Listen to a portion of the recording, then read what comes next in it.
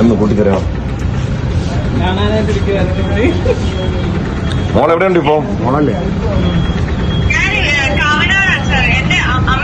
അത് മനസ്സിലായി. അതുകൊണ്ടല്ലേ മോളാന്ന് പറഞ്ഞാൽ പിന്നെ മോളുടെ അമ്മയല്ലേ ആവാൻ പറ്റൂ. അല്ല, വീട്ടിലാണോ മോള്? ഏത് ക്ലാസ്സിൽ പഠിക്കുന്നു?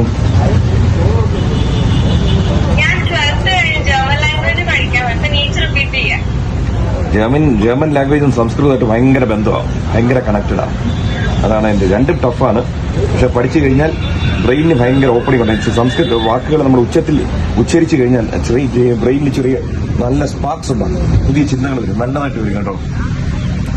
ഇത് കഴിഞ്ഞെന്താ പരിപാടി? ജർമ്മനൊക്കെ എടുത്തിട്ട് വെളിയിൽ പോകാനാ?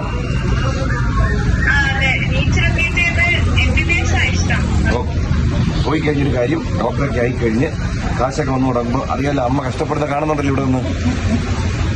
അപ്പൊ പൈസയുടെ ഒരംശം, അത് എത്ര അംശം തീരുമാനിക്കും, എത്ര ശതമാനം അമ്മയ്ക്ക് അച്ഛനും കൊടുത്തിരിക്കുക എപ്പോഴും. അവര് ചോദിക്കൊന്നുമില്ല. ഓക്കെ, അന്വേഷിച്ചിട്ട് പറയാം. അമ്മ ഇപ്പൊ ഐസ്ലൻഡിൽ പോയിരിക്കുകയാണ്. അതുകൊണ്ടിപ്പോ ഞങ്ങളുടെ ഒരു ഭാഗ്യം എന്ന് വെച്ച് കഴിഞ്ഞാൽ 4 പിള്ളേര് കാശുണ്ടാക്കുന്നുണ്ട്. അതുകൊണ്ട് എനിക്ക് 4 അക്കൗണ്ട് ഉണ്ട്. കാരണം വെച്ച് കഴിഞ്ഞാൽ കാശ് എന്തെങ്കിലും പിള്ളേർക്ക് ചോദിക്കും, ഒരു ചെറിയ ആവശ്യമുണ്ടെന്ന് പറഞ്ഞാൽ ചെറിയ സൗണ്ടൊക്കെ കേൾക്കാം UPIയുടെ. അതുകൊണ്ട് വളരെ സന്തുഷ്ടനായ ഒരു അച്ഛനാണ്. അതുപോലെ അമ്മയും അതുപോലെ ഹാപ്പി ആക്കിയേക്കണം കേട്ടോ. Thank you. കണ്ട, പൈസ കൊടുക്കുന്ന കാര്യം പറഞ്ഞപ്പോ വ്ളോഗിന്റെ പറയുന്നത് തരുമെന്ന് പറഞ്ഞിട്ടില്ല കേട്ടോ. മക്കളെ കണ്ടേക്കണം. നിങ്ങളൊക്കെ കാണുന്നതുകൊണ്ടാണ് അവർക്ക് ചില്ലറ കിട്ടുന്നത്. ആഞ്ഞ് കണ്ടേക്കണം.